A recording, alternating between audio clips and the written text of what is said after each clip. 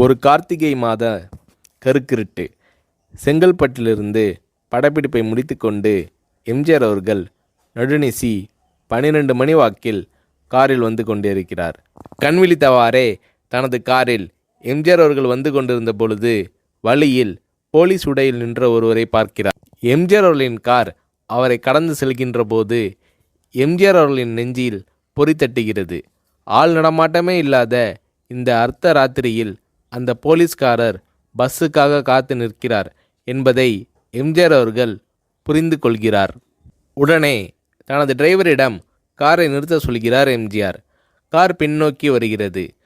போலீஸ்காரரின் அருகில் காரை நிறுத்தி கதவை திறந்து ஏறுங்கள், எங்கே போக வேண்டும் என்கிறார் எம்ஜிஆர். பரவாயில்லை, நான் பஸ்ஸிலே வந்து விடுகிறேன் என்கிறார் அந்த போலீஸ்காரர். நேரமாகிவிட்டது, இனி இந்த ரூட்டில் பஸ் கிடையாது, ஏறிக்கொள்ளுங்கள் என்று எம்ஜிஆர் அவர்கள் வலுக்கட்டாயம் செய்ய போலீஸ்காரர் வேண்டா வெறுப்பாக ஏறுகிறார். காரின் உள்ளே லைட் போட்டு சாப்பிட்டீங்களா என்று கேட்டுக்கொண்டே தனது சீட்டுக்கு பின்னால் இருந்த பிஸ்கெட் பழங்களை எடுத்து கொடுக்கிறார் எம்ஜிஆர். இப்படி ஓசியில் பயணம் செய்வதே எனக்கு உடன்பாடில்லை. இன்னும் நீங்கள் உண்ண சொல்லி வேறு என்னை இழிவுபடுத்தாதீர்கள் என்று போலீஸ்காரர் மறுக்கிறார். எம்ஜிஆர் அவர்கள் பூரிக்கிறார். இருப்பவனிலிருந்து இல்லாதவன் வரை படித்து பதவியில் இருக்கும் எத்தனையோ பேர் எனக்கு அது வேண்டும் இது வேண்டும் என்று எம்ஜிஆர் அவர்களிடம் வேண்டியதை பெற்று செல்கிறார்கள். ஆனால் சாதாரண பொறுப்பில் இருக்கும் இந்த போலீஸ்காரரின் நேர்மை எம்ஜிஆர் அவர்களை மெய்சிலிர்க்க வைத்துவிட்டது. எம்ஜிஆர் அவர்களின் கார் கத தூரத்தில் வந்து கொண்டிருந்தாலும் காரின் நிறத்தையும் ஒளியையும் மனம் கமலும் ஓடிக்கான் வாசனையையும் வைத்து இது எம்ஜிஆர் அவர்களின் கார் என்றும் கார் சென்ற தடத்தை தொட்டு வணங்குகின்ற அளவுக்கு புகழுடன் திகழ்ந்த நேரம் அது. அரை மணி நேரம் கார் சென்று கொண்டிருக்கிறது. ஆனால் அதுவரை எம்ஜிஆர் அவர்களை பற்றி பெரிதாக போற்றி புகழ்ந்து பேசாமல் அந்த போலீஸ்காரர் வந்ததே புரட்சித் தலைவர் எம்ஜிஆர் அவர்களுக்கு அந்த போலீஸ்காரர் மீது மரியாதையை கூடுதலாக்கியது. நான் தான் எம்ஜிஆர் என்கிறார் எம்ஜிஆர். கேள்விப்பட்டிருக்கிறேன் என்கிறார் அந்த போலீஸ்காரர். பொன்மனச்செம்மல் எம்ஜிஆர் அவர்களின் முகத்தில் கோபம் இல்லை, பதிலுக்கு பொன்முறுவல் மலர்கிறது. என் படங்களை பார்த்து இருக்கிறீர்களா என்று கேட்கிறார் எம்ஜிஆர். நான் சினிமாவே பார்ப்பதில்லை என்கிறார் அந்த போலீஸ்காரர். புரட்சித் தலைவர் எம்ஜிஆர் அவர்கள் இன்னும் பிரமிக்கிறார். இப்போது கார் சத்தத்தை தவிர ஒரே நிசப்தம். போலீஸ்காரர் தனது வீட்டிற்கு அரை கிலோமீட்டர் தூரத்திற்கு முன்பே காரை நிறுத்த சொல்லி இங்கேயே இறங்கிக் கொள்கிறேன் என்கிறார். ஏன், நீங்கள் குறிப்பிட்ட அந்த விலாசம் இன்னும் அரை கிலோமீட்டர் தூரம் இருக்கிறதே என்கிறார் எம்ஜிஆர்.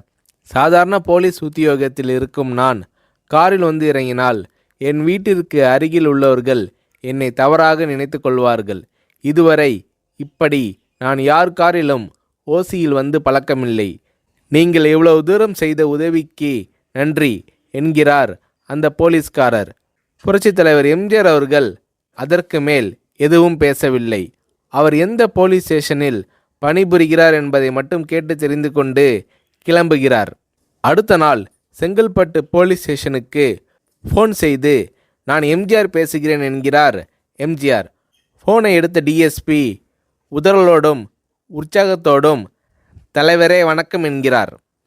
இரவு சந்தித்த போலீஸ்காரரை பற்றி விசாரிக்கிறார் எம்ஜிஆர். அந்த டிஎஸ்பி சொல்கிறார், நீங்கள் குறிப்பிடும் அவர் இன்று விடுப்பில் இருக்கிறார். அவர் கையூட்டு வாங்காதவர், கடமை தவறாதவர், காவல்துறையின் நேர்மைக்கு இவரே இலக்கணம். வெற்றிலை பாக்கு, பீடி, சிகரெட் போன்ற போதை வஸ்துக்கள், நாடகம், சினிமா போன்ற பொழுதுபோக்கு அம்சங்களையெல்லாம் இவர் அறியாதவர். கல்யாண வயதில் உள்ள 3 பெண்களையும் கரை சேர்க்க முடியாமல் கஷ்டத்தில் இருக்கிறார் என்கின்ற விபரம் டிஎஸ்பியால் எம்ஜிஆர் அவர்களுக்கு சொல்லப்படுகிறது. அவரை நாளை என் தோட்டத்திற்கு வர சொல்லுங்கள் என்கிறார் எம்ஜிஆர். கேட்டுக்கொண்ட டிஎஸ்பி உங்களோடு ஃபோனில் ஆளுக்கு ஒரு வார்த்தை பேச இன்ஸ்பெக்டர், சப் இன்ஸ்பெக்டர் உட்பட எல்லோரும் ஆசைப்படுகிறார்கள். ஃபோனை அவர்களிடம் கொடுக்கலாமா என்கிறார். எம்ஜிஆர் அவர்கள் கொடுங்கள் என்கிறார். பேசுகிறார்.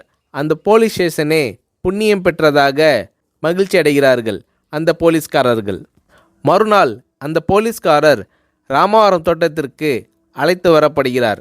அவரிடம் பேப்பரில் மடித்த பெரிய பணக்கட்டை கொடுத்து, இதை வைத்து உங்கள் பெண்களின் கல்யாணத்தை நடத்துங்கள் என்கிறார் எம்ஜிஆர். போலீஸ்காரர் மறுக்கிறார்.